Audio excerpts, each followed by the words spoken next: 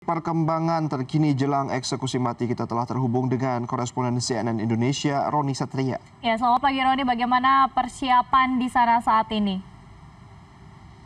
Selamat pagi Lady dan Rian. Kalau kita lihat persiapan dari kemarin, Rian dan Lady, sudah ada Satpol Air yang melakukan patroli di sepanjang perairan Nusa Kambangan. Nah, indikasi-indikasi lain yang selain dari pengamanan-pengamanan ini adalah juga dengan mendatangkan Brimob dari Polda Jawa Tengah yang telah dilakukan sejak minggu lalu dan dilakukan pengaplusan sebanyak 3 kali untuk melakukan pengamanan di dalam lapas Nusa Kambangan. Selain itu juga beberapa minggu lalu juga telah hadir Kapolda Jawa Tengah untuk meninjau langsung di kondisi di dalam lapas Nusa Kambangan. Selain itu pada hari Kamis kemarin kantor wilayah Kementerian Hukum dan HAM Jawa Tengah yang juga dihadiri oleh Kepala Divisi Lapas Jawa Tengah juga hadir untuk meninjau sel isolasi yang ada di lapas Nusa Kambangan karena ada 3 blok baru sel isolasi yang akan nanti digunakan oleh terpidana mati pada saat isolasi selama 3 hari menjelang eksekusi mati.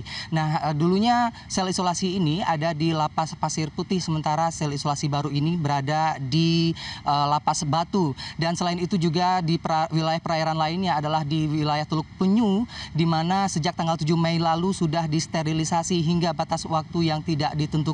Lady dan Rian. Baik, Rodi, apakah benar bahwa Kejaksaan Agung telah menetapkan nama-nama yang akan dieksekusi di tahap ketiga ini? Ya Rian, Kejaksaan Agung membantah telah mengumumkan nama-nama terpidana mati yang masuk ke dalam jilid 3 eksekusi mati kali ini.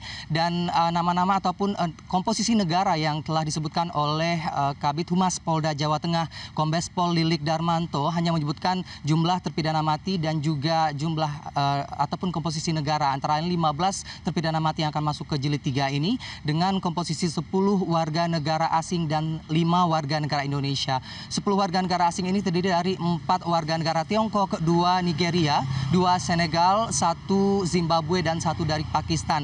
Nah, dari sinilah spekulasi nama-nama tersebut muncul, Lady dan Rian. Kalau kita lihat bahwa satu-satunya warga negara Pakistan yang divonis mati dan terkait kasus narkotika adalah Zulfikar Ali, sehingga dengan mudah orang menarik nama tersebut untuk masuk karena telah disebutkan komposisi nama-nama tersebut, Lady dan Rian. Nah, meskipun belum diumumkan nama-nama ini, juga beredar sejumlah nama-nama lain. Antara lain adalah nama Freddy Budiman, karena memang Kejaksaan Agung sendiri pernah menyatakan akan menargetkan Freddy Budiman sendiri. Namun kalau diperhatikan bahwa kondisi ataupun syarat untuk memasukkan nama-nama terpidana mati ini untuk ke jilid 3 ini tentunya mereka telah memenuhi syarat secara yuridis, secara hukum telah berkekuatan hukum tetap, sehingga tidak ada lagi ataupun telah diberikan hak-hak hukum kepada para sebagai warga negara kepada para terpidana mati ini. Misalnya saja kalau kita lihat Freddy Budiman ini dari kasus pada 2012 lalu ia ditangkap dengan 1,4 juta pil ekstasi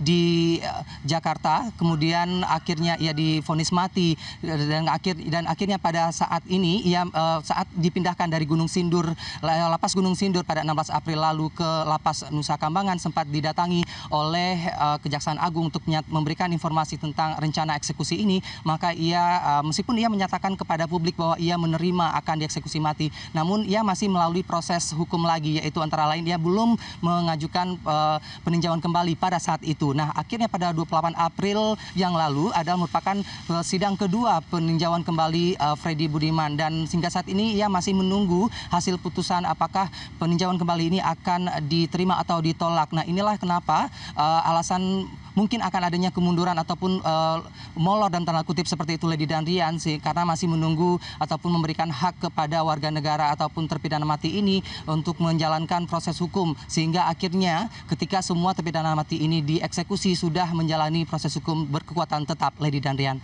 Baik, Roni, jika eksekusi mati ini sudah dekat waktunya, apakah Anda sudah melihat anggota keluarga terpidana mati yang datang ke sana atau mungkin dari media internasional atau dari luar negeri yang sudah ada di Nusa Kambangan begitu?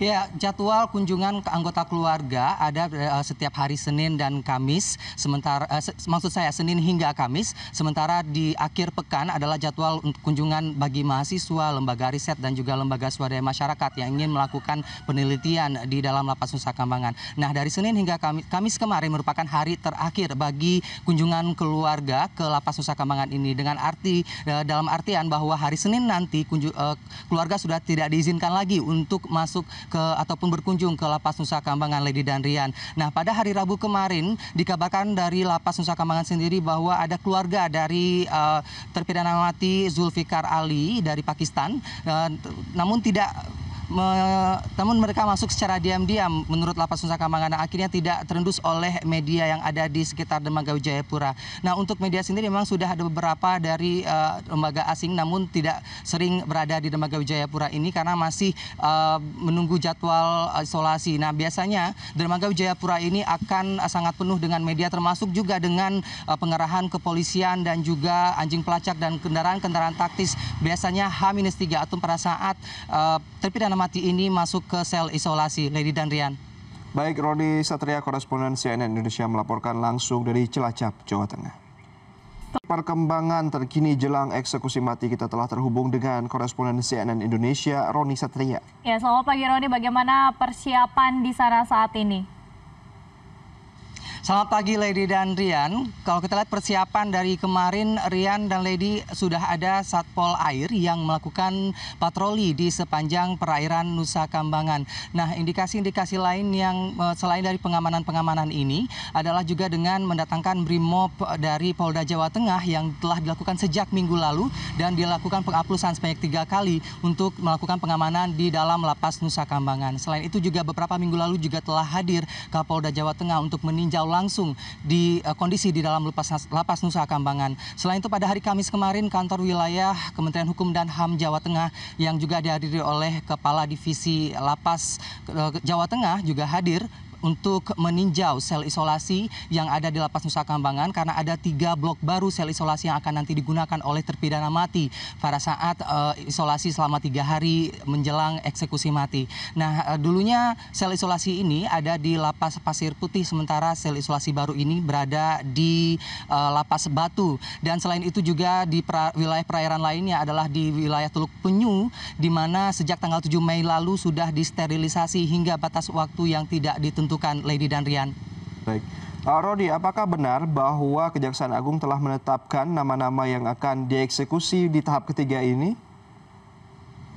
Ya, Rian, Kejaksaan Agung membantah telah mengumumkan nama-nama terpidana mati yang masuk ke dalam jilid 3 eksekusi mati kali ini, dan nama-nama ataupun komposisi negara yang telah disebutkan oleh Kabid Humas Polda Jawa Tengah Kombes Pol Lilik Darmanto hanya menyebutkan jumlah terpidana mati dan juga jumlah ataupun komposisi negara, antara lain 15 terpidana mati yang akan masuk ke jilid 3 ini dengan komposisi 10 warga negara asing dan 5 warga negara Indonesia. 10 warga negara asing ini terdiri dari 4 warga negara Tiongkok, 2 Nigeria, 2 Senegal, 1 Zimbabwe, dan 1 dari Pakistan. Nah, dari sinilah spekulasi nama-nama tersebut muncul, Lady dan Rian. Kalau kita lihat bahwa satu-satunya warga negara Pakistan yang divonis mati dan terkait kasus narkotika adalah Zulfikar Ali, sehingga dengan mudah orang menarik nama tersebut untuk masuk karena telah disebutkan komposisi nama-nama tersebut, Lady dan Rian. Nah, meskipun belum diumumkan nama-nama ini, juga beredar sejumlah nama-nama lain.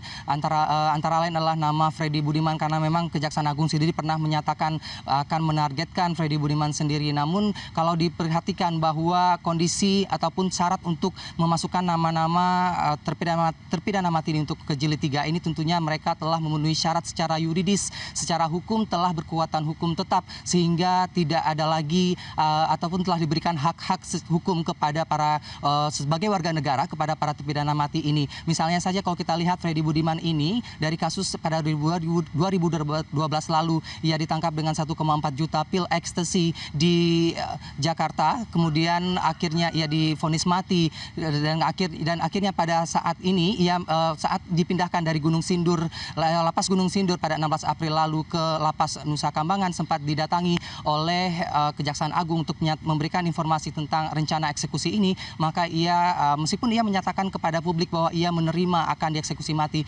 namun ia masih melalui proses hukum lagi, yaitu antara lain ia belum mengajukan peninjauan kembali pada saat itu. Nah, akhirnya pada 28 April yang lalu adalah merupakan sidang kedua peninjauan kembali Freddy Budiman, dan hingga saat ini ia masih menunggu hasil putusan apakah peninjauan kembali ini akan diterima atau ditolak. Nah, inilah kenapa alasan mungkin akan adanya kemunduran ataupun molor dan tanda kutip seperti itu Lady dan Rian sih, karena masih menunggu ataupun memberikan hak kepada warga negara ataupun terpidana mati ini untuk menjalankan proses hukum, sehingga akhirnya ketika semua terpidana mati ini dieksekusi sudah menjalani proses hukum berkekuatan tetap Lady dan Rian. Baik, Roni, jika eksekusi mati ini sudah dekat waktunya, apakah Anda sudah melihat anggota keluarga terpidana mati yang datang ke sana atau mungkin dari media internasional atau dari luar negeri yang sudah ada di Nusa